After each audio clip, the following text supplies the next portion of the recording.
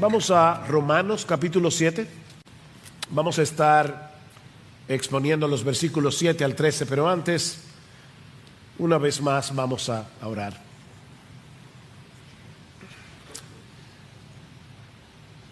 Señor,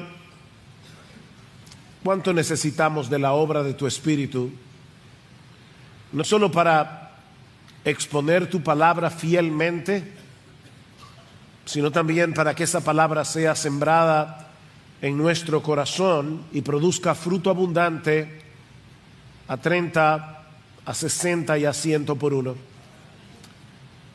Oh Señor, tú conoces nuestra debilidad, aún conoces nuestros pecados, por lo que te pedimos perdón y nos encomendamos a ti, para que tú vengas con poder, oh Señor, y por medio de tu palabra afirmes a los creyentes y salves a los perdidos. Oh, ven, Señor nuestro. Ven y que Cristo sea exaltado en esta mañana, porque te lo pedimos en su nombre. Amén y amén. Versículo 7 de Romanos 7. ¿Qué diremos entonces? ¿Es pecado la ley? De ningún modo. Al contrario, yo no hubiera llegado a conocer el pecado si no hubiera sido por medio de la ley. Porque yo no hubiera sabido lo que es la codicia si la ley no hubiera dicho no codiciarás. Pero el pecado, aprovechándose del mandamiento, produjo en mí toda clase de codicia, porque aparte de la ley, el pecado está muerto. Y en un tiempo yo vivía sin la ley, pero al venir el mandamiento, el pecado revivió y yo morí. Y este mandamiento que era para vida, a mí me resultó para muerte. Porque el pecado, aprovechándose del mandamiento, me engañó y por medio de él me mató, es decir, por medio del mandamiento. Así que la ley es santa y el mandamiento es santo, justo y bueno. Entonces, lo que es bueno vino a ser causa de muerte para mí. De ningún modo, al contrario, fue el pecado a fin de mostrarse que es pecado al producir mi muerte por medio de lo que es bueno, para que por medio del mandamiento el pecado llegase a ser en extremo pecaminoso. Si hay algo claro en el Nuevo Testamento, es que ningún ser humano podrá salvarse, ningún ser humano podrá ser aceptado delante de Dios a través de su obediencia a los 10 mandamientos. Ese es uno de los temas centrales de la carta de Pablo a los romanos que comenzamos a estudiar consecutivamente hace unos meses atrás. Si queremos ser perdonados, si queremos ser aceptados en la presencia de Dios, debemos recibir como un regalo la justicia que Él mismo le provee al pecador. Solo por gracia, solo por Cristo, solo por medio de la fe. De manera que la ley, dice Pablo, ni salva ni santifica. Ella nos manda lo que debemos hacer, pero no nos ayuda a hacer lo que nos manda. Ese es el problema de la ley.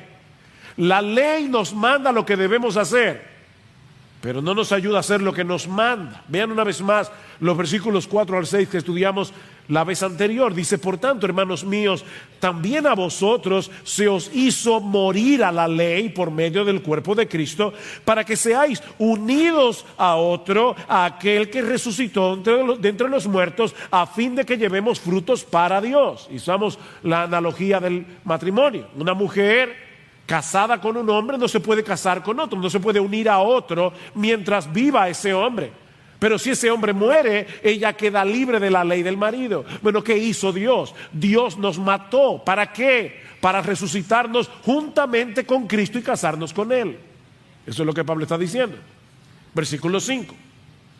Porque mientras estábamos en la carne, es decir, en nuestra naturaleza pecaminosa, las pasiones pecaminosas despertadas por la ley actuaban en los miembros de nuestro cuerpo a fin de llevar fruto para muerte. Pero ahora, dice Pablo, hemos quedado libres de la ley, habiendo muerto a lo que nos ataba, de modo que sirvamos en la novedad del espíritu y no en el arcaísmo de la letra. Pablo dice, Dios tuvo que dar por terminada nuestro matrimonio con la ley. ¿Para qué? Para casarnos con Cristo, que sí tiene poder de salvar y de santificar. El problema es que hasta este punto, cuando uno escucha todo lo que Pablo dice acerca de la ley, cualquiera pudiera llegar a pensar que Pablo está menospreciando la ley, o que Pablo está desechando la ley como algo completamente inútil. De hecho, muy probablemente durante el ministerio de Pablo, y sobre todo predicando en un contexto de mayoría judía, Pablo tuvo que enfrentarse con ese argumento una y otra vez. Pablo, tú estás despreciando la ley de Dios. La ley fue dada por Dios mismo en el Sinaí, y tú estás diciendo que la ley es inútil. De ahí la pregunta del versículo 7. ¿Entonces es pecado la ley? Y de paso, mucha gente piensa que la ley es pecado, aún dentro de las iglesias. Cada vez que tú le dices, violaste la ley, eres un legalista. O sea que guardar la ley, obedecer la ley, es ser legalista. Y ser legalista es pecado. Así que la ley es pecado. ¿Es pecado la ley? A lo que Pablo responde una vez más, de ningún modo. La misma respuesta que dio en el 6.1, la misma respuesta que dio en 6.15. ¿Debemos pecar para que la gracia abunde? De ninguna manera. ¿Debemos pecar ahora que no estamos bajo la ley, sino bajo la gracia? De ninguna manera. ¿Es pecado la ley? De ninguna manera. El hecho de que la ley en sí misma no puede salvar ni santificar no quiere decir que sea algo inútil o que deba ser desechada como algo malo. Mis hermanos, el creyente debe amar la ley. Tú eres cristiano, tú debes amar la ley. Tú debes deleitarte en la ley. Salmo 1, bienaventurado el varón que no anduvo en consejo de malos, ni estuvo en camino de pecadores, ni en silla de escarnecedores se ha sentado, sino que en la ley de Jehová está su delicia. ¿Ya se acabó esa bienaventuranza porque estamos en el nuevo pacto? Voy a decir como Pablo, de ningún modo. De ningún modo, bienaventurado el varón que se deleita y medita en la ley de Dios. Pero debemos entender, mis amados hermanos, cuál es el propósito por el cual Dios nos dio la ley. Y eso es precisamente lo que Pablo va a explicarnos ahora en los versículos 7 al 13. Y hay al menos 4 enseñanzas en este pasaje acerca del propósito de la ley, pero al mismo tiempo de la ley en relación con el pecado y la muerte.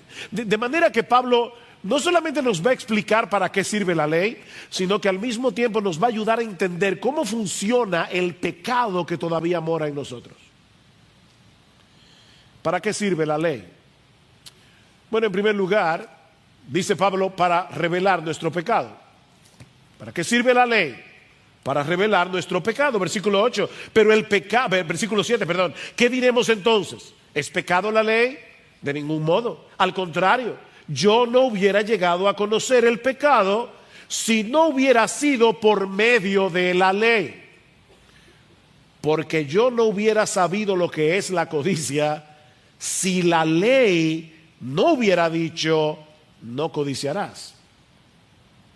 Como todo buen fariseo, Pablo creía que él estaba bien con Dios por el esfuerzo que él hacía en conformarse externamente a la letra de la ley. Pablo conocía los 10 mandamientos. Pablo pensaba que los tenía en alta estima, Pero ahora vamos a entender que Pablo no estaba entendiendo el verdadero alcance de los mandamientos. Hasta que un día sus ojos fueron abiertos para entender experimentalmente, no racionalmente, sino experimentalmente, las implicaciones del 10º mandamiento: no codiciarás. Y fue entonces cuando Pablo se dio cuenta que los 10 mandamientos no se limitan a nuestras acciones externas, sino que tienen que ver con todo lo que sucede en nuestro interior. Mira, mi amigo, tú puedes pecar no haciendo nada, solamente con el pensamiento. La ley no solo tiene que ver con lo que yo hago con las manos, tiene que ver con lo que yo pienso, tiene que ver con lo que yo razono, tiene que ver con mis motivaciones. En ese sentido, Pablo era como el joven rico, ¿se acuerdan? Cuando llega delante del Señor y le dice: Maestro, ¿qué debo hacer? ¿Qué debo hacer para heredar la vida eterna? Oh, ¿tú quieres hacer algo para heredar la vida eterna? Bueno, déjame decirte cómo hacerlo. Noten que Cristo no le dijo: oh, confía en mí. Eso es lo que hubiera dicho un evangelista en el día de hoy. Recíbeme en tu corazón. No. Cristo le dijo: tú tienes los mandamientos. Tú conoces los mandamientos: no adulteres, no mates, no hurtes, no digas falso testimonio, no defraudes, honra a tu padre y a tu madre. Oh, maestro, todo eso yo lo he guardado desde mi juventud. Oh, entonces solo te falta una cosa: vende todo lo que tienes, dáselo a los pobres y ven y sígueme cargando tu cruz. En una forma muy sabia, el Señor le hizo ver a este joven que creía haber guardado todos los mandamientos, que él estaba violando el 10º: no codiciarás. Por eso no podía dar sus bienes y repartirlos, porque él los codiciaba. Y al codiciar sus bienes, no solo estaba violando el 10º mandamiento, sino también el primero: no tendrás dioses ajenos delante de mí. Así que la ley es como un sándwich: no tendrás dioses ajenos delante de mí, no codiciarás. Si Dios es tu Dios, tu único Dios, vas a obedecer el resto de los mandamientos. La razón por la que codiciamos es porque Dios no es suficiente. Tú codicias cosas, yo codicio cosas, porque Dios no es suficiente. Como bien ha dicho alguien, codiciar es estar descontento con lo que Dios te ha dado, como si tú merecieras más. Incluye la envidia, la autocompasión, la queja. Ahora, debo aclarar que no es pecaminoso desear cosas. Pero dice este mismo autor: si te amargas y te abates por no tenerlas, es porque tu deseo se ha convertido en una codicia idolátrica. Ese es el problema. Que tú desees algo no está mal, pero si el hecho de no tener ese algo te llena de amargura, te llena de descontento, te llena de queja, ese algo ha suplantado a Dios en tu corazón. Estás sustituyendo a Dios por las cosas. Y eso fue lo que sucedió con el apóstol Pablo, y fue lo que le hizo ver su condición de pecador perdido. Ahora, ¿cómo fue que sucedió eso en la vida de Pablo? Porque este es un pasaje autobiográfico. Pablo nos está mostrando cómo fue que él llegó al conocimiento de Cristo, y lo hace porque el caso de Pablo es típico. O sea, Pablo está aquí hablando de Pablo, pero está hablando de ti y de mí. Es un ejemplo que nos ayuda a todos. ¿Cómo fue que Pablo se dio cuenta de algo que no había visto en toda su vida de fariseo? Bueno, Sinclair Ferguson, un teólogo y pastor escocés, nos da una suposición de lo que pudo haber pasado en la vida de Pablo. O sea, no estoy siendo dogmático, pero creo que Sinclair Ferguson probablemente se está acercando a lo que sucedió en el corazón de Pablo, tomando algunas pistas del Nuevo Testamento. Mis hermanos, ¿de dónde era Pablo? ¿Saulo de qué? De Tarso. ¿Y dónde quedaba Tarso? En la región de Cilicia. ¿Y a qué facción religiosa pertenecía Pablo? a los fariseos. Así que Pablo era de Tarso, de la región de Cilicia, y era fariseo, que era la religión más estricta de Israel. Ahora, Pablo no era cualquier fariseo. Dice en Gálatas capítulo 1, versículo 14, que Pablo se había propuesto llegar a ser el israelita más celoso y más aventajado en la ley. Pablo se había propuesto eso. Y por su propio testimonio en Filipenses capítulo 3, parece que casi lo logra. Dice, mira, ¿saben qué? En cuanto a la ley, yo era irreprensible externamente.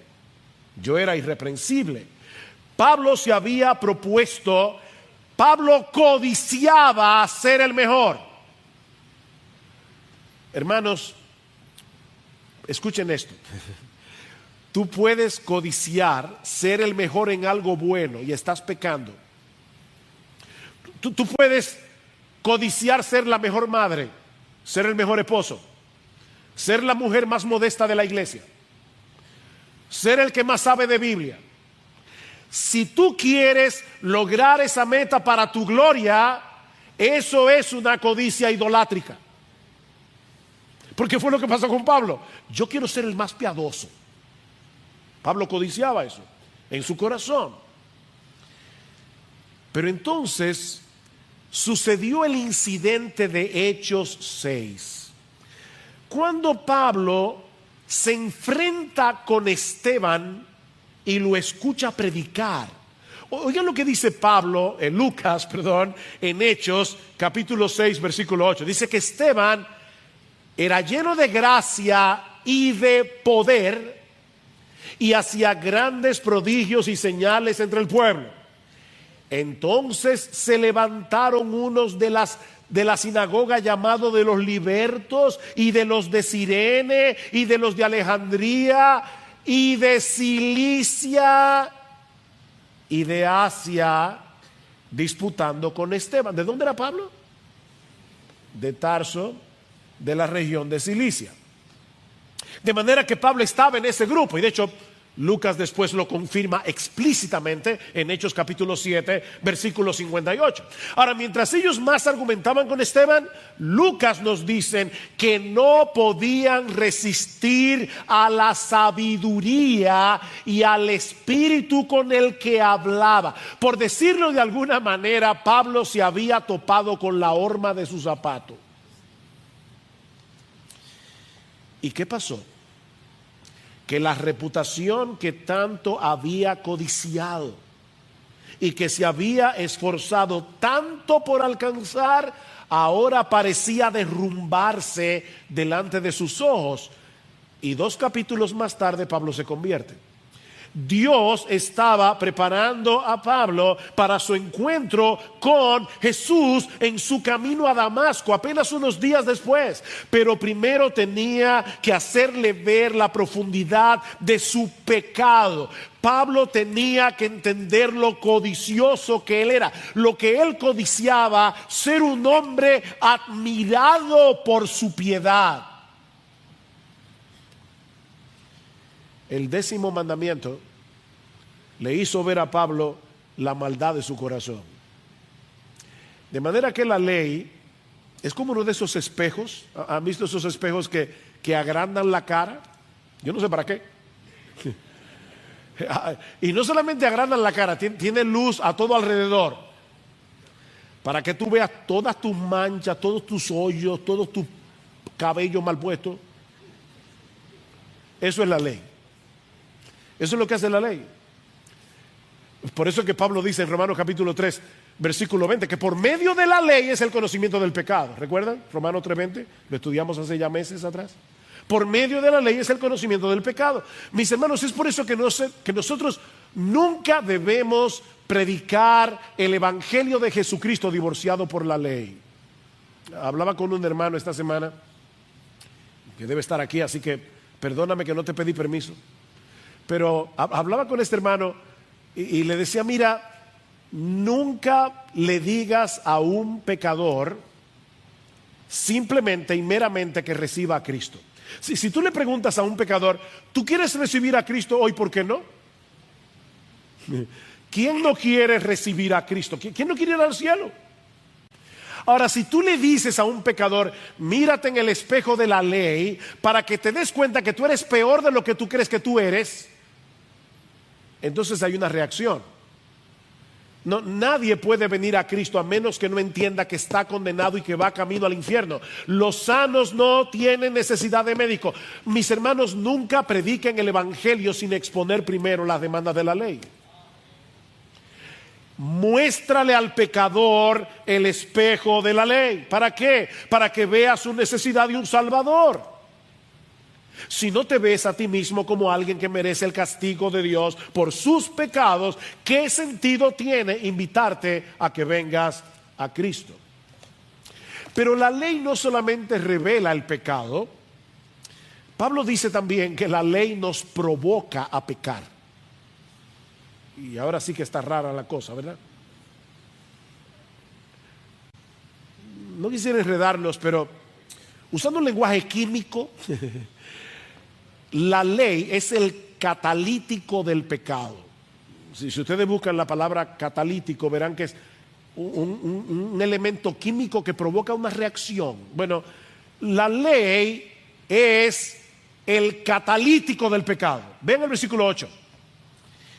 Pero el pecado, Pablo está personificando el pecado, pero el pecado, aprovechándose del mandamiento, produjo en mí toda clase de codicia, porque aparte de la ley, el pecado está muerto. No es que aparte de la ley no existe el pecado. Y Pablo ya demostró eso en Romanos 1, en Romanos 5. Antes de que Dios diera la ley en el Sinaí, había pecado en el mundo, dice Pablo. Pero el pecado está aletargado hasta que te dicen no lo hagas. Eso es lo que Pablo está diciendo aquí. Versículo 9. Y en un tiempo yo vivía sin la ley, pero al venir el mandamiento, el pecado revivió y yo morí. Recuerden la pregunta, ¿es pecado la ley? Pablo dice, de ningún modo. Sin embargo, aunque la ley no es pecado, el pecado se aprovecha de la ley para despertar en nosotros nuestras pasiones pecaminosas. Ya Pablo lo dijo en el versículo 5, porque mientras estábamos en la carne, las pasiones pecaminosas despertadas por la ley. Miren, basta con que se nos prohíba hacer algo para estar locos por hacerlo. Esa es nuestra naturaleza. No porque la ley es mala, sino porque tú y yo somos malos. ¿Es pecado la ley? No, pero tú sí eres pecador y yo también. Ese es el problema. Y no solamente la ley despierta el pecado que hay en nosotros, el problema es más profundo. El problema es que tú y yo queremos ser Dios. Y la ley es un recuerdo constante de que no lo somos. ¿Qué le dijo el diablo a Adán y a Eva en el paraíso? Seréis como Dios. Ese susurro sigue siglo tras siglo, seréis como Dios. El problema que tenemos con la ley es que la percibimos como un atentado contra nuestra soberanía. ¿Se entendió eso? La ley es un atentado contra nuestra soberanía. Queremos hacer lo que nos venga en ganas, de manera que al toparnos con la prohibición sentimos el impulso de querer reafirmar nuestro derecho de autodeterminación haciendo exactamente lo que la ley prohíbe. Padres, ¿ustedes no han visto eso miles de veces en sus hijos? Papi, yo quiero hacer esto. No, tú nunca me dejas hacer nada. Óyeme, de verdad, tu papá, niños que están aquí, tu papá nunca te deja hacer nada. Pero es la rebelión del corazón que está desde que nacemos. Cuando estudiaba este pasaje durante la semana, recordé algo que había leído hace muchos años atrás, muchos años, en las Confesiones de San Agustín. Y de paso, ese es uno de los libros que yo recomendaría que alguna vez en tu vida léelo. Léelo, te va a hacer mucho bien. Dice Agustín en el libro 2, capítulo 4 creo, que cuando él era adolescente, él y un grupo de amigos decidieron meterse en un patio ajeno para robar peras. Y él dice: nos llevamos una cantidad enorme de peras, no para comerlas, aunque algunas comimos, sino para echárselas a los puercos. Y ahora dice: realizamos esa acción por el mero hecho de que estaba prohibida. Eso era todo. No fue por necesidad, no es que ellos tenían hambre. De hecho, me encanta en cierto modo porque es triste, pero dice Agustín más adelante que en el patio de su casa él tenía peras en abundancia y mejores, pero las arranqué del árbol por el hecho de robar. Y si alguna de ellas entró en mi boca, solo el pecado la hizo sabrosa. Wow. Este hombre está analizándose delante de Dios, son sus confesiones. Pero ahora escuchen lo que dice un poquito más adelante. ¿Qué fue pues lo que amé yo en aquel hurto? Y él responde: poder hacer algo sin ser castigado, parodiando o imitando así la omnipotencia de Dios. Ahora sí se fue profundo este hombre. Él está diciendo: yo quería hacer algo y que nadie pudiera tocarme, porque yo estaba imitando la omnipotencia divina. Yo quería ser soberano como Dios. ¿Ven el problema que tú y yo tenemos? Queremos ser como Dios. Y su ley es un recordatorio constante de que no lo somos. El pecado es una fuerza que habita en nosotros y que nos lleva a aborrecer, nos lleva a odiar con todas las fuerzas de nuestro ser todo lo que se opone a ese deseo dominante del corazón de ser el único soberano de nuestra vida. ¿Recuerdan ese poema que se hizo famoso en la película Invictus y que Nelson Mandela recitaba continuamente en la celda mientras estuvo preso? Ese poema termina diciendo: soy el amo de mi destino, soy el capitán de mi alma. ¡Wow!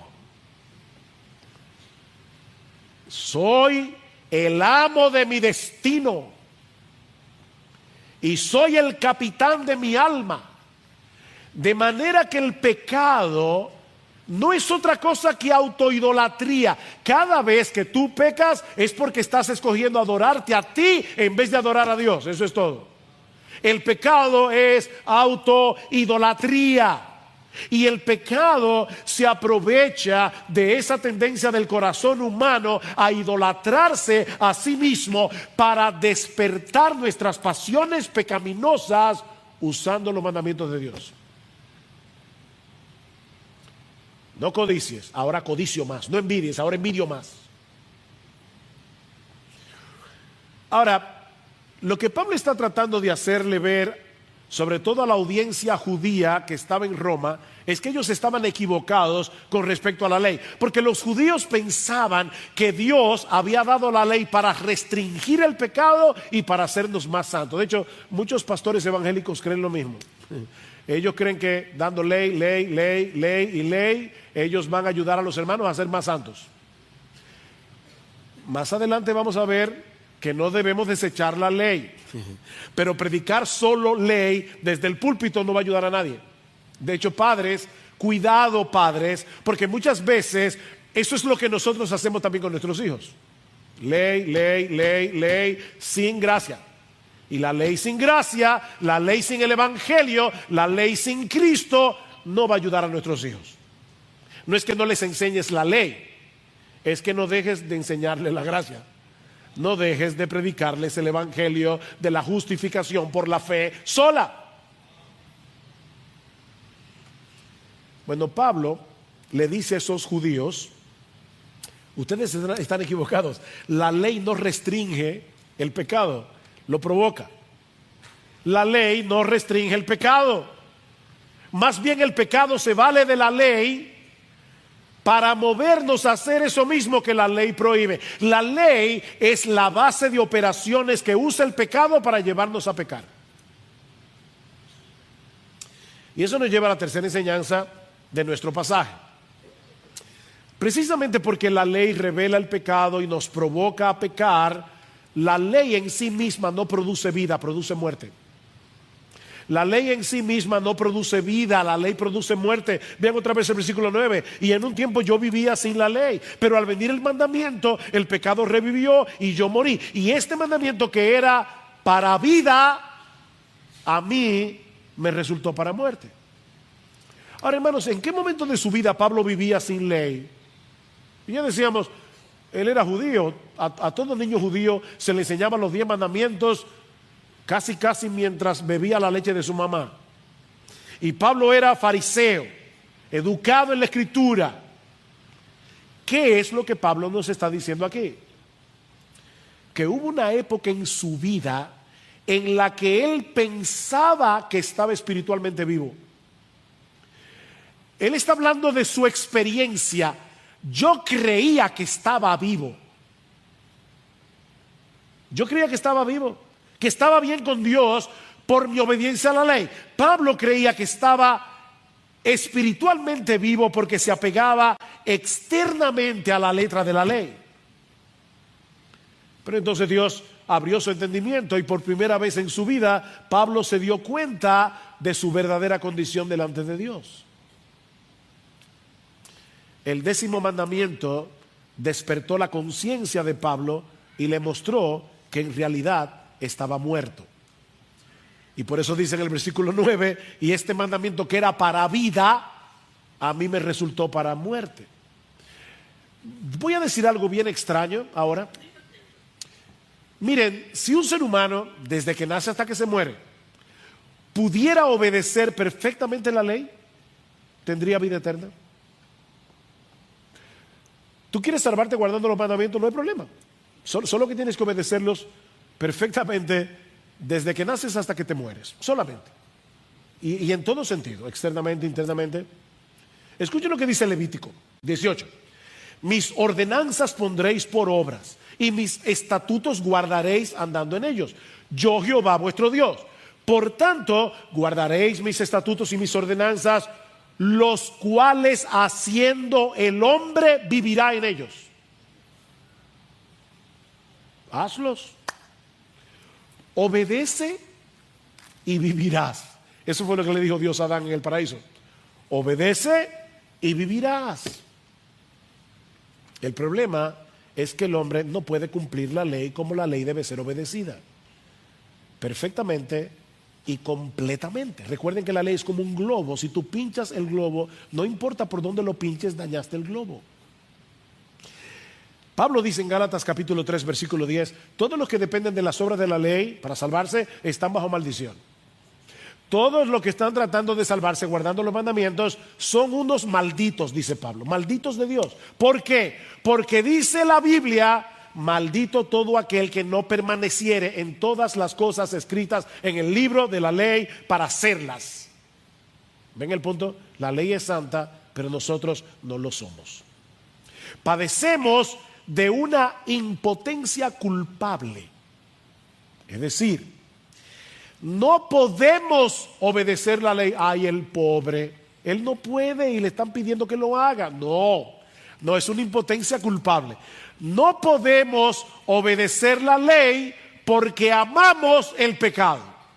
No podemos obedecer la ley Porque amamos hacer exactamente lo contrario. Dice Pablo en Romanos capítulo 8, versículo 7, la mente no regenerada es enemistad contra Dios. Porque no se somete a la ley de Dios ni tampoco puede. No puede porque no quiere. No quiere porque no puede. Ponlo como tú quieras. Déjame ilustrarlo de esta manera. Martin Lloyd-Jones le tomé prestada esta ilustración. Vamos a suponer por un momento que un individuo, amigo tuyo, te pidió una cantidad bastante considerable de dinero prestada. Tú le prestaste el dinero y cuando llegue el día de pago, el individuo va a tu casa y te dice: ay, mira, yo lo lamento mucho, pero no te puedo pagar. No puedo pagarte. Yo te ruego, por favor, que me extiendas el plazo. No te puedo pagar. Y se abre así, saca los bolsillos y dice: mira, no tengo nada. Saca la cartera, estoy en ruinas. Tú te conmueves y cuando estás a punto de extenderle el plazo, el individuo sigue hablando y te dice: mira, la verdad es que yo había reunido el dinero para pagarte, pero ayer fui al casino y me puse a jugar a la ruleta, y además de todo fui con unos amigos y le pagué todos los tragos, se los pagué y me arruiné. ¿Y ahora le vas a extender el plazo? Es verdad que el individuo no te puede pagar, pero su incapacidad de pagarte es una incapacidad culpable. Bueno, lo que estamos diciendo aquí, mis amados hermanos, es que nuestra incapacidad de cumplir la ley no nos exonera, sino que agrava nuestra culpabilidad. No podemos obedecer la ley de Dios, no por culpa de la ley, sino por culpa de nosotros mismos, que amamos el pecado. Noten el versículo 11. Porque el pecado, aprovechándose del mandamiento, me engañó, y por medio de él me mató. Oh, esa es la raíz del problema. No es la ley la que te mata, es el pecado usando la ley. El pecado es tan astuto que es capaz de usar la misma ley, la ley de Dios, para engañarnos y para llevarnos a la condenación. Y el pecado se vale de varias estrategias para llevar a cabo su maquiavélico plan. Depende del caso. Y si no le da un resultado con uno, se va con el otro. O sea, él tiene varias estrategias. El pecado es muy creativo para usar la ley en contra nuestra. ¿Y cómo lo hace el pecado? Bueno, en el caso de algunos, los lleva a esforzarse por guardar la ley para salvarse. Esa es una forma en que el pecado nos engaña. Guarda la ley para que te puedas salvar. Miren, mis hermanos, esa es una de las formas más eficaces para endurecer el corazón de un pecador y alejarlo de Jesús. No es por casualidad que las personas más duras en contra del evangelio son los religiosos. Son las personas más duras, porque ellos están tratando de salvarse cumpliendo la ley. El pecado te está engañando, haciéndote creer que puedes salvarte guardando la ley. Y es un engaño del pecado. Ahora, ese engaño está unido a otro engaño, y es que el pecado reduce el alcance de la ley a las acciones externas para hacernos creer que estamos cumpliendo la ley. Miren, yo no le voy a pedir que levanten la mano, pero yo estoy seguro que serían muchos los que la levantarían. ¿Quiénes aquí, predicando el evangelio a un perdido, te dice: pero yo nunca he matado, yo nunca he robado, yo nunca he adulterado? Lo que esa persona está diciendo en realidad es: yo nunca he cometido la acción externa de la ley. Es por eso que Jesús le dice a los fariseos: ¿de verdad tú nunca has matado? Mira, todo aquel que se enoja contra su hermano con un enojo pecaminoso, ¿ya lo mató? ¿Hay alguien aquí que no sea un homicida? Óyeme, todo aquel que se enoja contra su hermano y usa palabras hirientes para descargar su ira, para denigrar a la otra persona, estúpido, imbécil, cabeza hueca, bueno para nada. Ok, ¿hay alguien aquí que no es un asesino?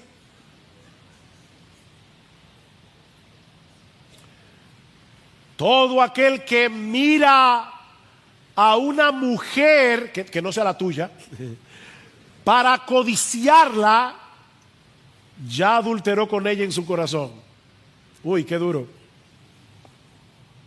¿Ningún adúltero aquí? El pecado es muy astuto. Otra cosa que hace el pecado es hablarnos mal de la ley. O sea, si no le da resultado llevarte a ser el niño bueno o la niña buena para ganarte el cielo, entonces el pecado te habla mal de la ley y te dice que la ley es demasiado restrictiva, que la ley es demasiado dura, demasiado rígida. En casa a veces hacemos juego de palabras, mezclando una palabra con otra. Por ejemplo, universidad viene de uno y diverso, es universidad. Bueno, yo recuerdo que un día una de nuestras hijas llegó bien frustrada a la casa por una de sus profesoras y decía: es que es demasiado estrígida. O sea, no era estricta, no era rígida, era estrígida. O sea, ok, lo que la ley te dice es que el pecado, perdón, es que la ley es estrígida. O sea, no te permite hacer nada. Y dice Martin Lloyd-Jones, de esa manera, porque la mayoría de la gente piensa así de la ley, de esa manera el pecado agita la rebelión, aumenta más y más la maldad y la humanidad se vuelve cada vez más insufrible. Por eso el mundo está como está, porque el pecado nos está engañando. De manera, mis hermanos, que el villano de esta historia no es la ley. El villano es el pecado. El villano es el pecado, que se vale de la ley para alejarnos de Dios y llevarnos a una condenación eterna. De ahí la conclusión a la que llega Pablo en los versículos 12 y 13. Así que la ley es santa y el mandamiento es santo, justo y bueno. Entonces, ¿lo que es bueno vino a ser causa de muerte para mí? De ningún modo.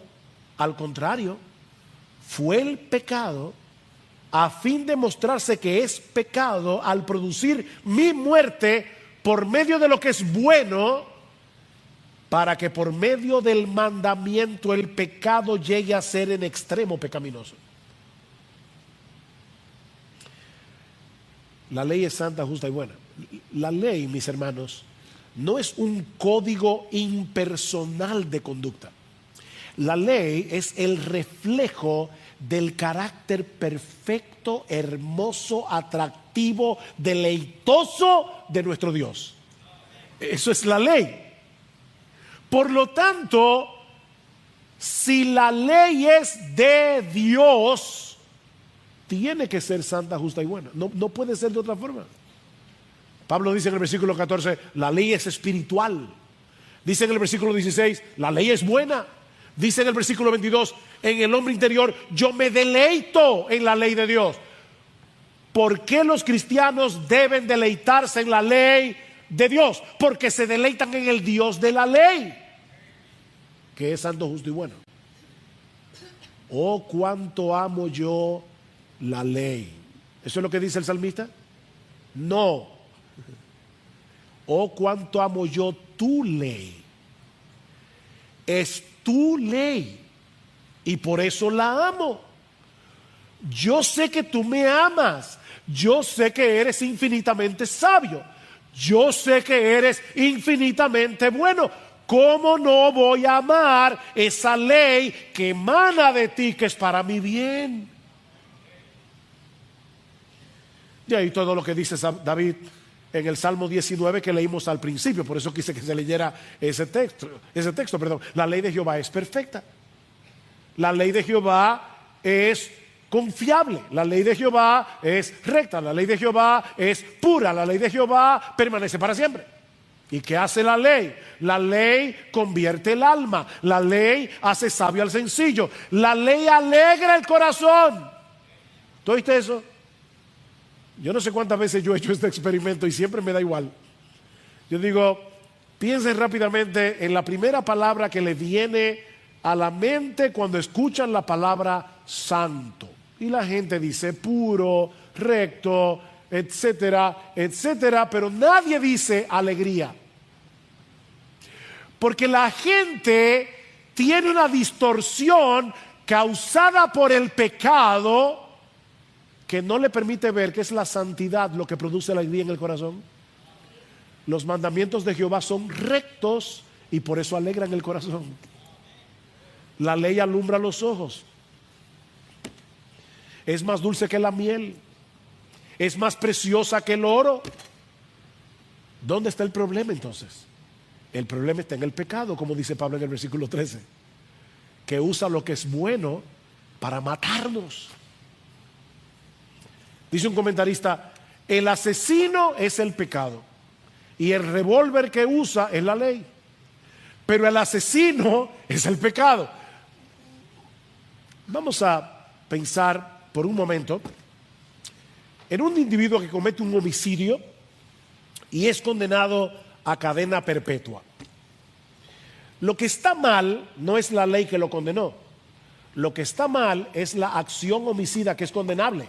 ¿Ven el punto? No es la ley que nos condena la que está mal. Es la acción homicida que metió a ese individuo en la cárcel. Así que la ley no es la que produce la muerte del pecador. Es el pecado que se vale de la ley para matarnos.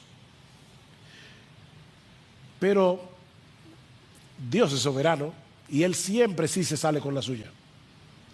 Así que, ¿qué hace Dios? Al producir nuestra muerte, el pecado, por medio de lo que es bueno, el carácter perverso y mortífero de la ley queda puesta en evidencia. Eso es lo que dice Pablo en el versículo 13. Para que el pecado llegue a ser en extremo pecaminoso. Dios usa la ley para mostrarnos que el pecado que mora en ti y en mí es 1000 veces peor de lo que la mayoría de las personas está dispuesta a admitir. Óyeme, mi hermano, y usa eso cuando alguien te critique. No te preocupes que tú eres 1000 veces peor que eso.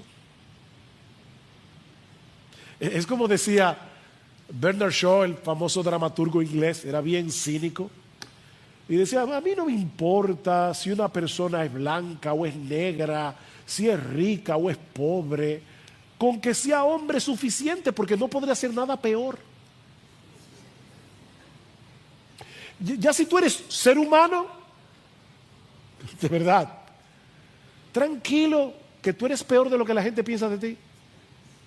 Tú eres 1000 veces peor. Ahora, ¿para qué la ley hace eso? Para llevarnos a ver nuestra necesidad de un Salvador. Que no podemos salvarnos por nosotros mismos, sino por medio de Cristo, que obedeció perfectamente la ley y en la cruz pagó por nuestras transgresiones. ¿Qué dice Pablo en Gálatas? Capítulo 3, si la ley pudiera vivificar, si la ley pudiera darnos vida por nuestra obediencia, la justicia fuera verdaderamente por la ley, obedecen los mandamientos y todo estará bien. Mas la Escritura lo encerró todo bajo pecado, para que la promesa que es por la fe en Jesucristo fuese dada a los creyentes. Para eso sirve la ley. El pecado se aprovecha de la ley para arruinarnos. Es el pecado el que te mata, no la ley. Pero Dios usa esa conciencia de lo mal que estamos para llevarnos a poner toda nuestra confianza en Jesús. ¿Y saben lo que ocurre cuando ponemos toda nuestra confianza en Jesús? Que somos librados de la condenación de la ley.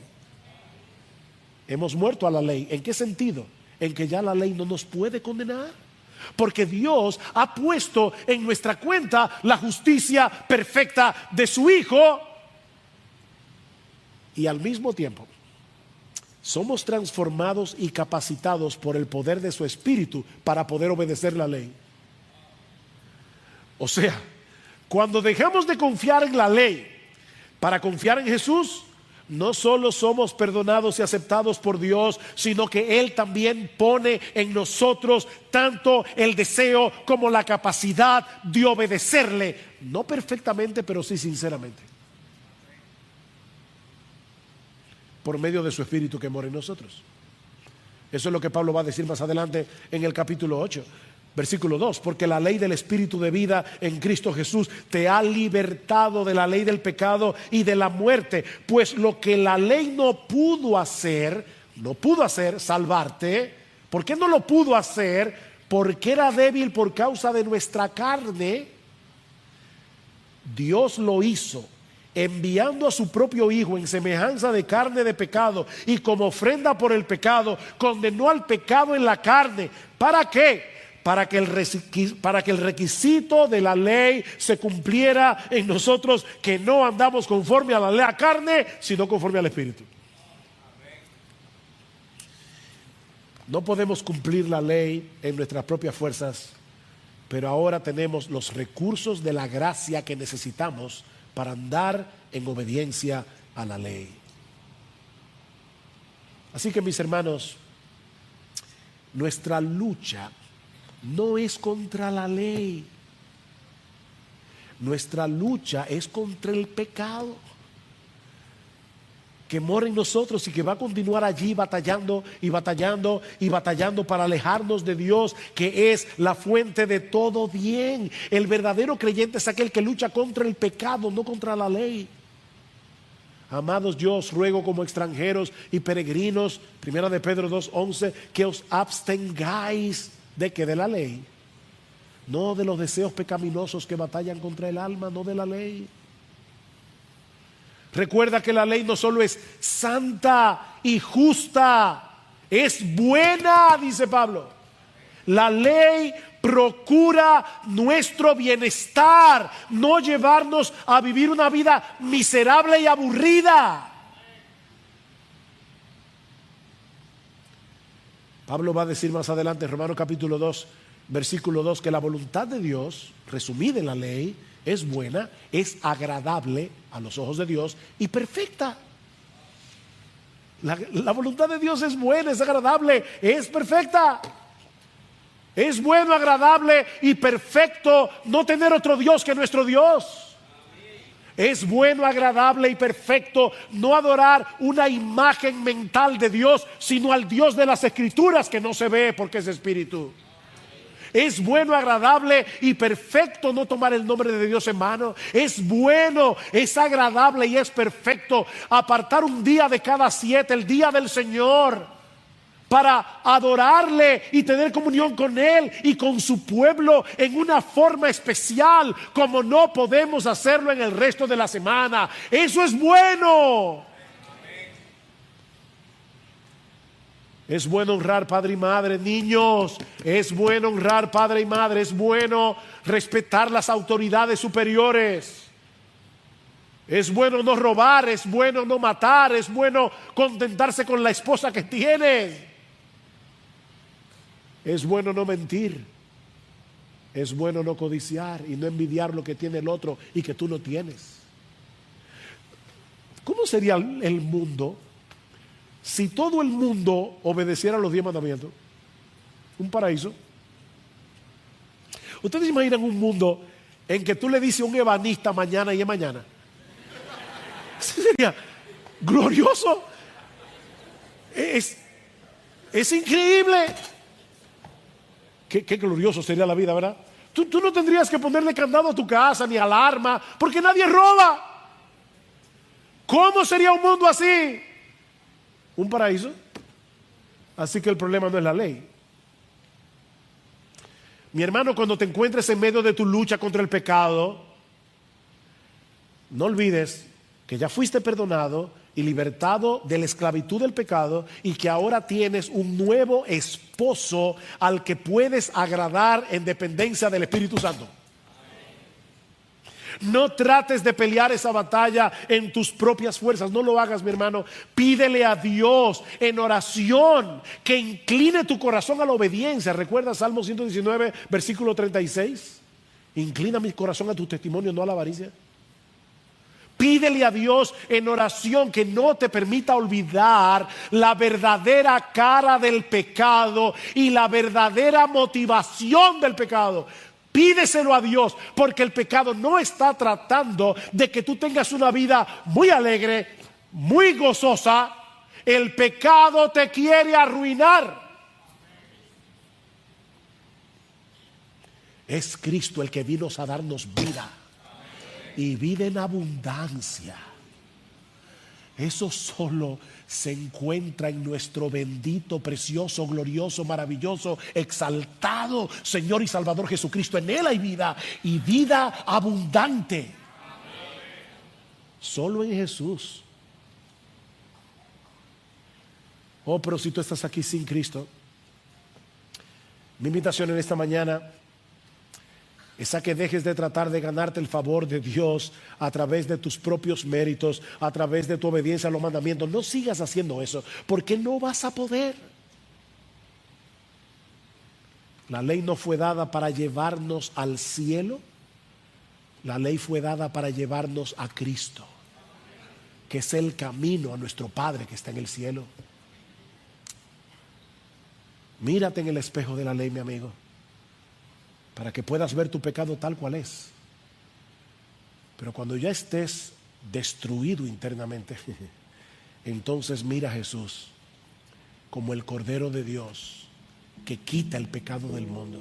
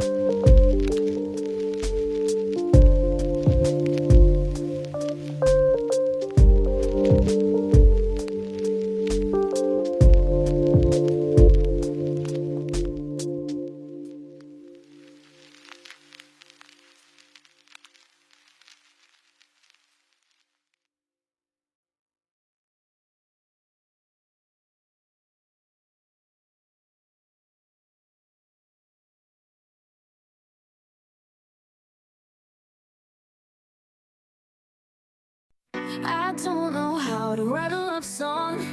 It seems so hard to me. I thought the problem was there's no conflict, but I was wrong. Hidden away, yeah, right there. I'm scared of just how much you mean to me.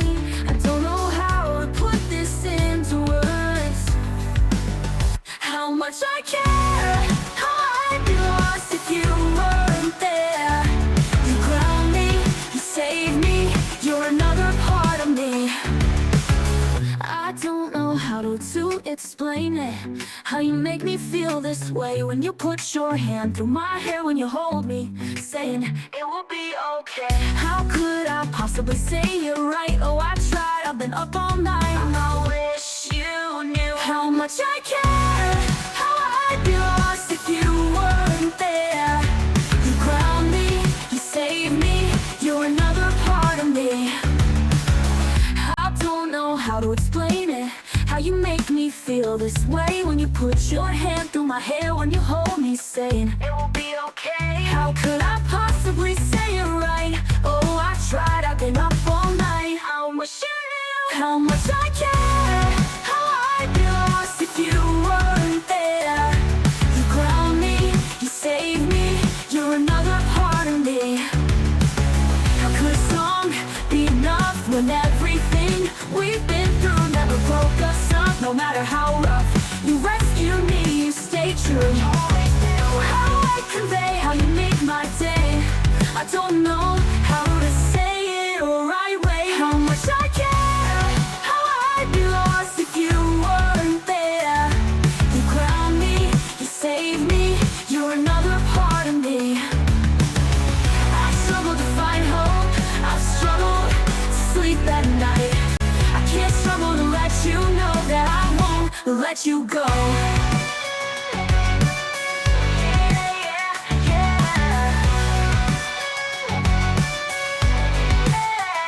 For so long, you helped me fight. We created life.